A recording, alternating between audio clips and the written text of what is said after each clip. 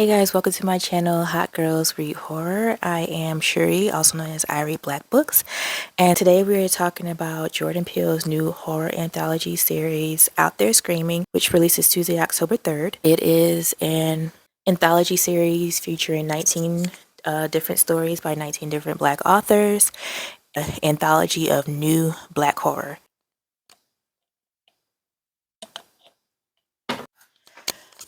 There are some content and trigger warnings in this anthology series.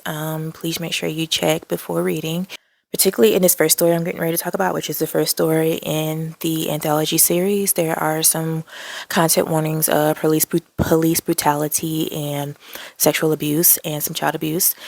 If you are triggered by some of those topics, then you might want to just take a look at the content and trigger warnings before reading this book. So the first story is Reckless Eyeballing by N.K. Jemisin. I was so surprised when I saw that this was going to be the first story. You get to see a very different writing style from N.K. Jemisin from her Broken Earth trilogy. She's an excellent writer, excellent storyteller, and she does not disappoint in this story. And the next story is Iron Tooth by Rebecca Roanhorse. And I mean, just going from N.K. Jemisin to Rebecca Roanhorse in this anthology series, you already know is going to be a banger. This one is actually one of my favorite stories in this anthology series. If you read the series and you know that, then you know that this story contains something very special to this anthology series. So the only thing I didn't like about this story was that it was way too short. I wanted more, and Rebecca Roanhorse is an excellent storyteller. Next story is Wandering Devil by Caldwell Turnbull, and this is kind of where the book begins to slow down. You had N.K. Jemisin and Rebecca Roanhorse, two great stories, but then you get to this story and it's kind of like, this is where I took a break in reading this anthology series. It was kind of a slow build. If you've read anything by Caldwell Turnbull before, you know he's very descriptive in his writing, and he takes his time telling the story, and this is what he does with this story. Invasion of the Baby Snatchers by Leslie Nika Arima. A very new to me author. Without any spoilers, the title of this story is called Invasion of the Baby Snatchers, and you can kind of infer from that what this story is about. It's very well written, more on the science fiction side than horror, but very well paced, kind of fast paced. You got to really pay attention with this story to not get confused like I did. Next, we have The Other One, and this one is by Violet Allen, another new to me author, but this story was really good. It was like short and sweet, but like creepy as hell. Siren by Aaron E. Adams, another new to me author. A lot of island folklore in this series, in this story, and it was kind of dark, but also kind of forgettable. So that story is followed by The Writer by Tananarive Due.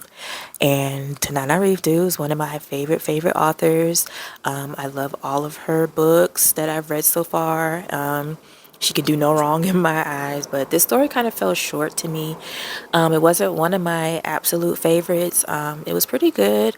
I love how she uses historical events in developing her fiction stories. And this one was no different, but it just wasn't my favorite. The Esthete, I think that's how you say it, Estete, by Justin C. Key. And again, this is where the book just kind of got really slow and dry for me. This was not my favorite story. I kind of did not like it. It was kind of confusing. Didn't really understand the point of view in the story, but it was okay. No, it wasn't okay. I didn't like it. Next is Pressure. So the anthology series kind of started picking back up again with this story. This one was a very interesting read. It's by Ezra Clayton Daniels, another new to me author. Those stories where you're just like, what just happened? I don't know what the fuck's going on. It was okay. This is where the book started to pick back up for me, because after this story we get Dark Home by Nnedi Okorafor, and I Was super surprised that she contributed to this anthology series because I had no idea. This story was so good. I just love the way she mixes science fiction with folklore and African culture and horror in the story. You get all of that in this short story. She's amazing. This story was really good. Just the right length. The pacing was great.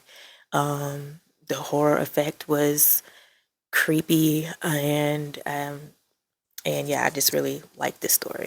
And next we have my absolute favorite story in this anthology series. It's called Flicker and it's by L.D. Lewis, another new to me author, but trust I will read everything else that I find by her because this story was so scary. Like it was terrifying to me and not in your typical terrifying horror story way. This one was like there was definitely a more speculative fiction, but if this really happened in real life, like I would be terrified. I wouldn't know what to do.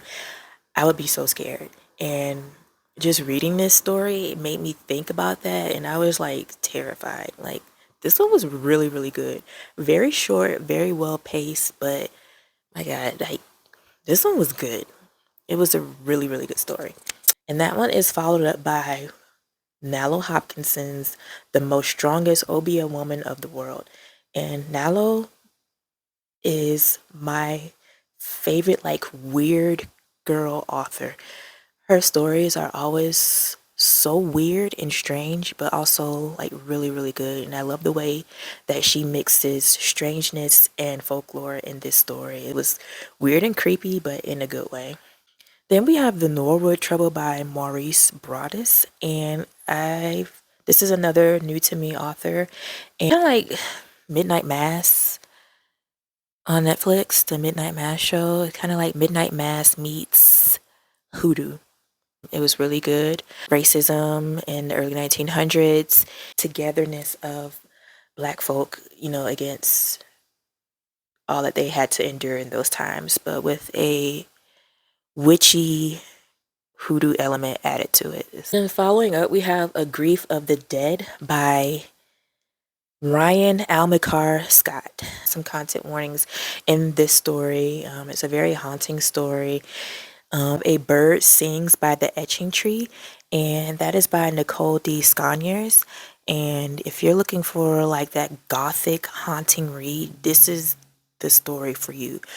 When I say this one is haunting, it is like literally haunting. It is a very dark read, very sad. You just get like chills when you read this story. And after that, we have An American Fable by Chesia Burke. And that's kind of what this story is, more of a fable than a horror story. And this is the one story where I feel like it doesn't belong in this anthology series. It was a good read, very well written, but it just wasn't horror to me.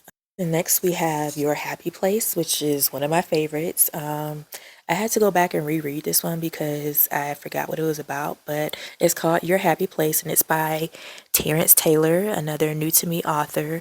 And this one kind of really explores the horrors of artificial intelligence. Oh, yes. After that, we have Hide and Seek by P. Jelly Clark. And I had no idea he was writing a story for this anthology series, and he did not disappoint. This was a really good story. It had all the elements of, speculative fiction and horror, psychological thriller. It was suspense. It was just everything. And I wish this is where the book would have ended with this story because it was so good. It was a great way to pull all the stories in the anthology series together and to end with this one. However, it did not end with this one. It ended with Origin Story by Tochi Onyebuchi, and I did not like this story. It's such a shame because he's such a well-known author. A lot of his books do that with me. They kind of just fall short. Um, they just go way left, and I'm just trying to, like read a story, and that's not what this was. I'm not sure what this was. Yeah, I don't know what this was. I don't know if he was trying to write a movie script for like a Jordan Peele movie or what, but this just wasn't. It was very Jordan Peele, but it just wasn't right for this anthology series for me. I did not like the story.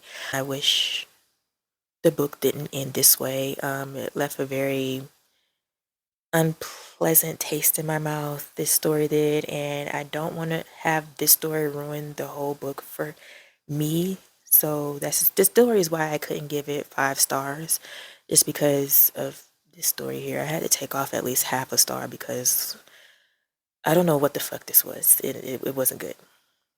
So there you have it. Had Out There Screaming by Jordan Peele in stores October 3rd. My official rating, I give it a 4.5 stars, and that's just because there was a couple of stories that just like didn't belong in this book, and then the way it ended, I didn't want to take off a full star, but like that last story, like why? Really great stories in this book from really great new to me authors and from some of my most favorite authors. It's linked in the caption below, and you can get it there. Bye.